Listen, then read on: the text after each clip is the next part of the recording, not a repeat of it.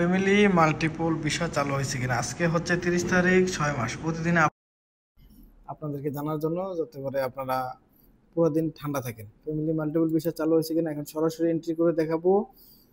আর বর্তমানে যারা ভিসা তুলবেন বা ভিসা আনবেন, আমি এই বিষয় নিয়ে ভিডিও দিচ্ছি। 90 দিন সময় পাবেন, 3 মাস কখন থেকে কাউন্ট হবে ওই জিনিসটা নিয়ে আমাদের ফেসবুক পেজে পেয়ে যাবেন কালকের ভিতরে ভিডিওটা।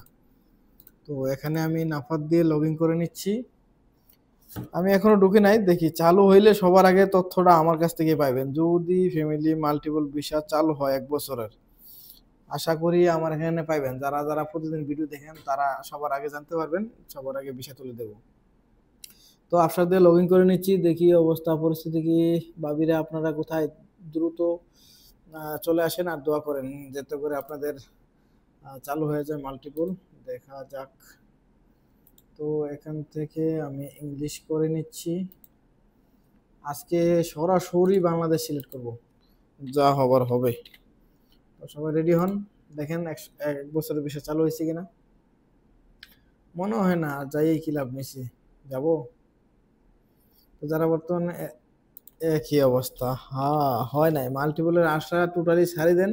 3 মাসের জন্য ফ্যামিলি নিয়ে আসেন, 3 মাসের পরে বাড়াইতে পারবেন কিনা এটা নিয়ে ভিডিও দিছি, দেখেন। আর যারা ভিসা অ্যাপ্লাই করবেন আমাদের সাথে যোগাযোগ করেন, ভিসা অ্যাপ্লাই করে দেবো।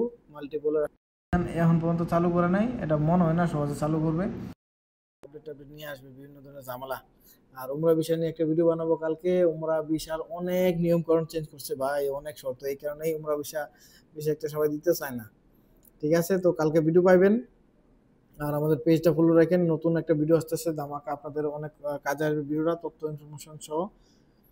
তো মাল্টিপল বাদ 3 মাসের জন্য যারা আনবেন যোগাযোগ করেন।